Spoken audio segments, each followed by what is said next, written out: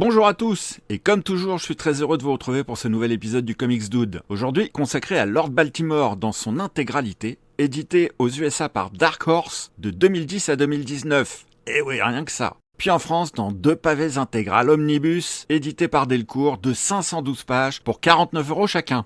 Ouais, ça commence à faire un petit budget, j'en conviens. Créé par le plus que célèbre Mike Mignola, mais pas que, puisqu'elle est co-signée par Christopher Golden, dessinée successivement par Ben Steinbeck, puis Peter Bergting, et colorisée successivement également par Dave Stewart, puis Michel Madsen. Bon, vous vous en doutez, cette vidéo sera longue. Je ne vous présenterai pas ici Mike Mignola, non seulement parce que rien que ça me ferait faire une vidéo beaucoup trop longue, tellement cet artiste auteur est prolifique et a remporté un nombre vertigineux de récompenses pour son travail tout au long de sa carrière, mais aussi parce que je doute fortement que vous ne le connaissiez pas. Si c'est le cas, alors je vous envie. Ou pas, car se lancer dans son œuvre vous prendra très certainement le reste de votre vie. Personnellement, j'ai fait l'impasse sur Hellboy. Oh ça va? Je claque déjà assez de blé comme ça en comics. Je vais pas non plus arrêter le chocolat, les glaces Häagen-Dazs, le rhum, les chips, la coke et les Nous nous excusons pour l'interruption momentanée de ce programme, l'auteur ayant trop largement transgressé la loi et les règles de bienséance. Bon, pardon, je sais, Hellboy quand même. J'ai aussi fait l'impasse sur BPRD. Oh calmez-vous, bordel de...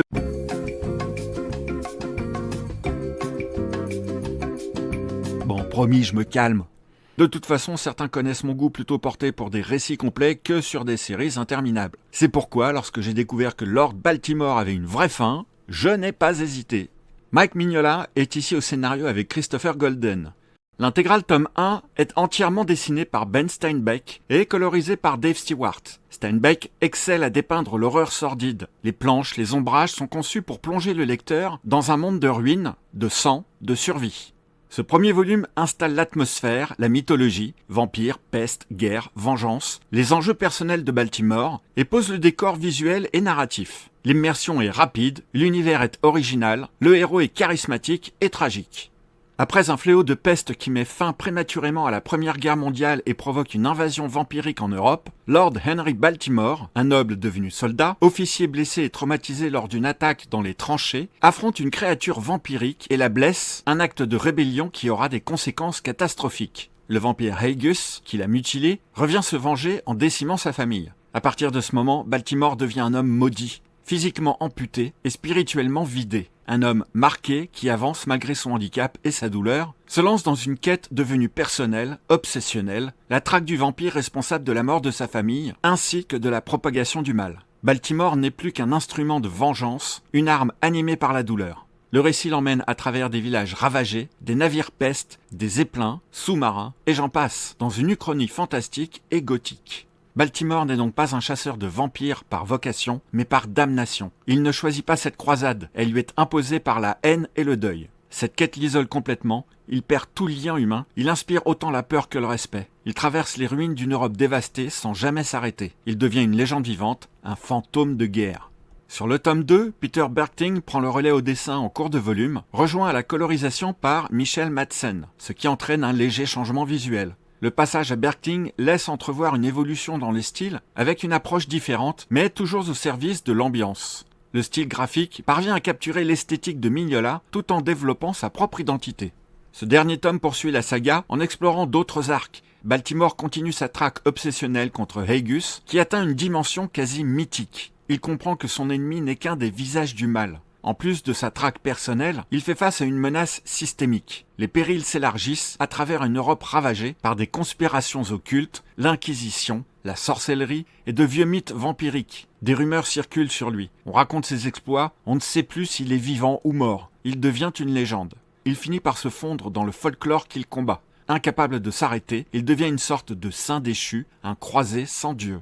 Le volume s'achève de façon satisfaisante sur la conclusion de sa quête, avec de bons moments d'horreur et de mythologie, et un héros qui évolue, ou du moins dont on saisit les enjeux jusqu'au bout, ce qui en fait 2 gros volumes autosuffisants. La vengeance chez Mignola et Golden est présentée comme une religion inversée. Là où la foi permet le salut, la vengeance ne promet que la damnation. Là où le croyant prie, Baltimore tue.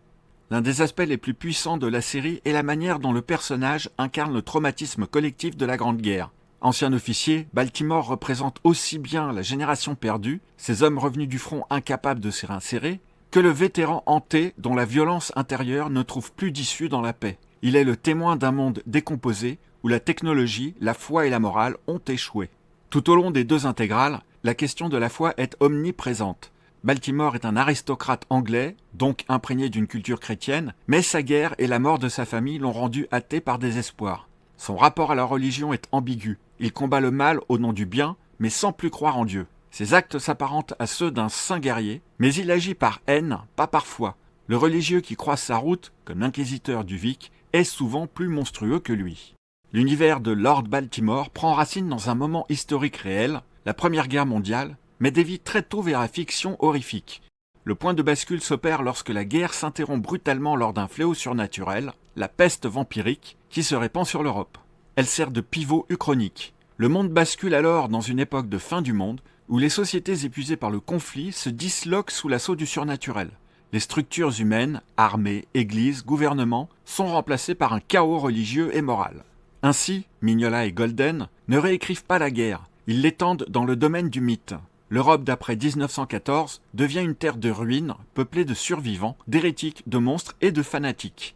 C'est une après-guerre éternelle où le monde n'a jamais retrouvé la paix. Ils utilisent des éléments steampunk et proto-industriels, non pas pour célébrer la technologie, mais pour montrer sa ruine. Zeppelins, navires pestes, sous-marins échoués, armes d'acier et de vapeur. Tout ce qui était symbole de progrès devient vecteur d'horreur. Les villes sont calcinées, les villages désertés, les machines gisent inutiles, comme des cadavres de civilisation. Ce n'est donc pas un steampunk triomphant à la Jules Verne, mais un steampunk décadent post-cataclysmique. La technologie a survécu, mais sans humanité. Baltimore s'y déplace comme un chevalier ancien dans un monde industriel mort. Ce contraste renforce la dimension anachronique et mythique du récit. L'autre pilier de cet univers est l'horreur religieuse. L'Europe, dans Lord Baltimore, est saturée de signes chrétiens, églises, croix, prêtres, crucifix, reliques. Mais tout cela est corrompu. La foi y est malade. Des moines deviennent des vampires, des nonnes des suppôts du démon, des inquisiteurs comme le juge du Vic se transforment en fanatiques meurtriers, plus terrifiants encore que les monstres, et le clergé impuissant face au fléau se replie dans le dogme et la cruauté. Le monde entier est devenu un purgatoire où Dieu est absent et où les saints sont remplacés par des chasseurs maudits. Dieu s'est tu, alors les morts ont parlé. On retrouve dans Lord Baltimore l'empreinte de l'horreur cosmique de Howard Phillips Lovecraft, mais adaptée à la sensibilité mignolienne. Plutôt que des entités venues des étoiles, le mal est ici ancestral et souterrain, tapis dans les cryptes et les mers. Les vampires sont moins des aristocrates romantiques que des parasites métaphysiques, proches des créatures de Lovecraft dans leur ancienneté et leur indifférence à l'humain. Les vivants se transforment en morts, la civilisation en ruine, ce qui, quelque part, rejoint le pessimisme cosmique Lovecraftien, mais à la différence fondamentale que Mignola et Golden conservent une dimension héroïque. Baltimore lutte, même si la lutte est vaine. Chez Lovecraft, on contemple le désespoir. Chez Mignola, on combat malgré lui. Le génie du duo Mignola-Golden est d'avoir créé une mythologie uchronique, gothique, totalement cohérente, où les éléments historiques, surnaturels et fantastiques s'emboîtent. La trinité peste, guerre et vampirisme donne une logique interne à l'univers. La guerre ouvre la porte à la peste révèle les vampires incarnent la nature humaine déchue. Tout est cyclique, fataliste, presque biblique. L'univers s'équilibre entre trois forces, le réalisme historique, 1914 et la décadence industrielle, le gothique religieux, croix, péché, démon, et le mythe Lovecraftien, mal ancien, inéluctable. C'est cette triple cohérence qui fait de Lord Baltimore non pas une simple série d'horreurs, mais une cosmogonie noire. Deux pavés qui se dévorent tellement la cohérence entre la narration, la palette graphique, le ton, l'ambiance, les paysages, les monstres et la profondeur du protagoniste, nous entraînent sans jamais vouloir nous lâcher dans cet univers qui nous retient presque malgré nous. Trop longue pour pouvoir la lire d'une traite sans se faire rappeler à l'ordre par nos besoins naturels, on n'a qu'une envie, y retourner comme pour soutenir Lord Baltimore dans sa quête désespérée. Un petit bijou que je suis fier d'avoir dans ma bibliothèque. Voilà, j'espère que vous aurez apprécié cette vidéo et aimerais bien savoir si vous avez trouvé mon analyse pertinente. Les commentaires sont là pour ça. Cette vidéo m'a demandé un travail considérable, pas loin d'une semaine complète, tellement il y a de la matière, puis d'écriture, d'enregistrement et de réécriture, traitement d'un nombre incalculable d'images, de montage, et vous savez maintenant déjà tout ça. Alors si elle vous a plu, non seulement cela me ferait vraiment plaisir d'avoir votre soutien en cliquant sur le petit pouce, en vous abonnant et en activant la petite cloche si ce n'est déjà fait. Cela vous permettra d'une part de ne rater aucune de mes futures vidéos, mais aussi et surtout pour aider cette chaîne à progresser dans les stats et en nombre d'abonnés. Je sais, je me répète, et j'en suis bien navré, mais malheureusement avec la progression des autres plateformes et surtout des shorts, YouTube est à la traîne et n'aide pas vraiment les petits créateurs comme moi à obtenir plus de visibilité. Je ne peux donc que compter sur vous, alors un grand merci pour vos petites attentions. On se retrouve si tout va bien la semaine prochaine, et en attendant, n'oubliez pas de prendre le temps de lire, et de lire en prenant votre temps.